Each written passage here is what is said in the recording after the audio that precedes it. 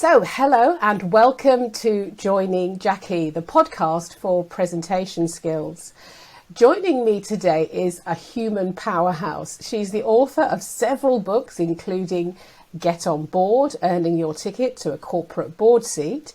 She's won many awards, including the Silicon Valley Women of Influence.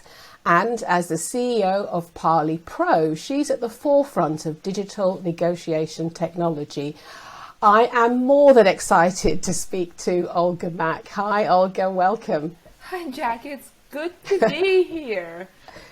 It's great to have you. Now, listen, Parley Pro is not a household name here in the UK. So just perhaps tell us a bit more about what it is and why it's so pioneering. Yeah, we are an easy-to-use, highly collaborative, very digital contract lifecycle management platform. We are very modern. We really help you to have a relationship with the contract that is appropriate to you. One, function, and two, the stage of a contract. We want to make sure you know that you, one, have a contract, two, what's in a contract, why it's in it, and so you can use that information to make better decisions and ultimately can change your future. And so it's mainly in the legal sector, am I right in thinking that? I love it when people ask me this. We all have relationship with law. We all have relationship with contracts. It is true that historically we have sent anything, such as contracts to legal, and we sort of said that's legal, not part of what I do, but that's not true. We all have relationship with the contract, and it's a very broken, dysfunctional relationship. Most everything that goes on in our personal lives or our professional lives is often governed by contracts, and we are often unaware that it is governed by contract. And if we are aware, we think it's written in Greek, and we don't understand what's in it, and we don't use it. So I'm actually on a personal mission to really take contracts away from just pure legal and bring it back to service of our human needs and our professional needs, in our abilities to build companies, in our abilities to conduct our daily lives. Wow, I hear the passion. I really do. So we're here today to talk about effective speaking. And so I wanted to start off by asking you, who is your favorite speaker? I love it when people ask me this question. I think, and I actually have many. Full disclosure, for recreation, when I exercise on my bike, I listen to speeches. I love that because I learned a lot from speeches of others. So I have many favorites. As I said, I watch various speeches daily. I think when you ask people this question, it's very hard to separate message from delivery. We love speakers with whom we connect, whose message resonates, who touch us personally in a way that we may not even always articulate, but fundamentally we agree with the message.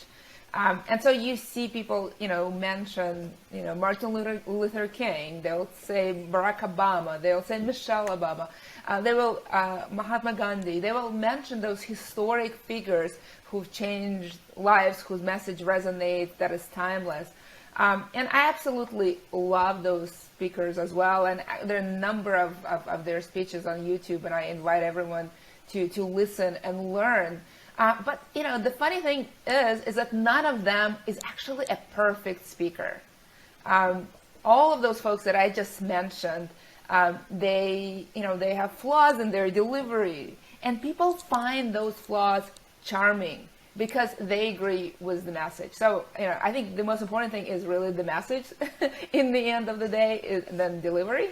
And the second thing is, if you, for example, watch Barack Obama or anyone else, they get better over time as they've delivered various messages that are related to who they are and what they stand for. And so I think practice makes it perfect as well. But to answer your question, because I'm not dodging the bullet, I will actually answer your question. I have numerous speakers that I personally admire. I love, for example, James Goodall. I think she's a very powerful speaker. And the reason I pick her is, one, because she's a woman, and two, because She is a primatologist first, I guess, environmentalist as well, close second. The reason I mention her is because she's, I guess, to some extent, less political figure, although she definitely has a point of view. She, to me, embodies a very good speaker. And the reason for that is that, I had a chance to listen to her both on videos and in person. She is a powerful storyteller. She will tell stories about monkeys, chimps specifically, in a way that, you want to be their friends. You want to meet that monkey. And it's like one of the few times that I regretted not being the scientist, the primatologist that she is, for example. And I find that storytelling very powerful. For example, in her case, she's also very creative in the way she uses sound and other props. She actually will show up and use those props to make a point much stronger.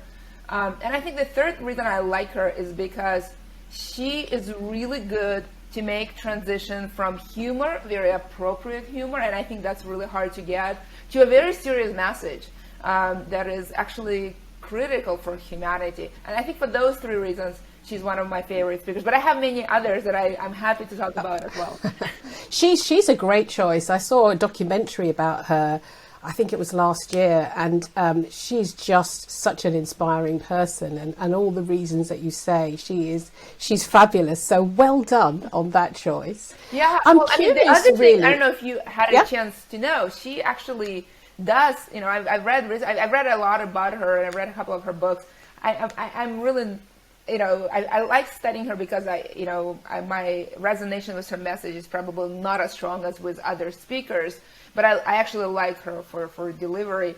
And she's reportedly doing 300 presentations a year.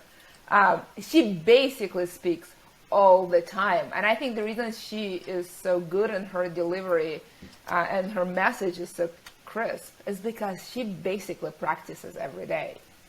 Yeah. That is the message, isn't it? Practice, practice, practice. Absolutely. I wonder, I'm curious about your journey. You're a pretty accomplished speaker. You've done TED Talks. You talk, not many, perhaps not 200-300, but you talk a lot in public. How have you found your voice? I do talk a lot. It's very funny. I before the pandemic, I actually used to speak almost every day. I actually do it now through video. Before it was almost entirely in person.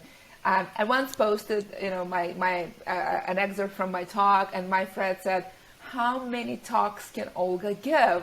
And my answer to her was, "Well, birds fly, fish swim, Olga speaks."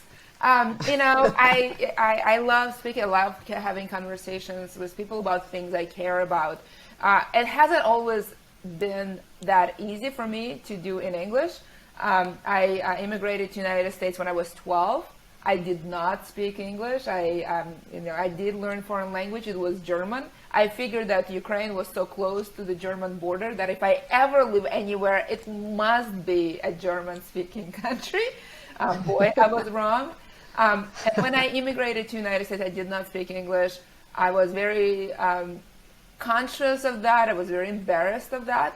And I learned to write and read relatively quickly, but I didn't speak, definitely not until the end of high school, definitely not the end of college, and actually not really in law school. So for me, it was very, it was a moment in time when I made a conscious choice to use my voice.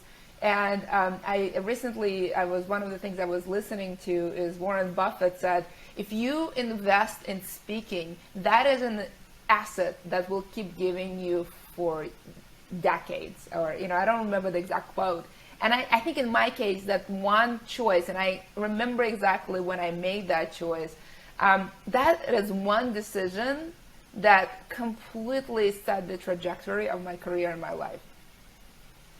Wow. I mean, I was going to ask you for a top tip, but I guess that is almost that top tip, to really commit to investing, in your ability to speak, really, for success, for confidence, and many other things. But would you, if you had to give one top tip for people listening, what would it be to help you speak more effectively?